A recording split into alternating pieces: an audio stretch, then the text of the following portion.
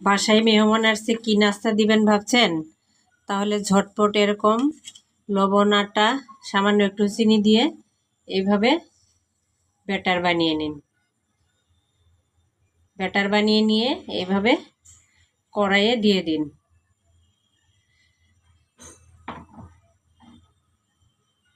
কড়াইয়ে সামান্য তেল দিয়ে ব্যাটারটা ঢেলে দিয়ে একটু হয়ে গেলে এর উপরে সামান্য আগে থেকে রেডি করা খিসাটা দিয়ে নিলাম। এখন আমি এই রুটিটাকে এইভাবে ভাঁজ করে নেব।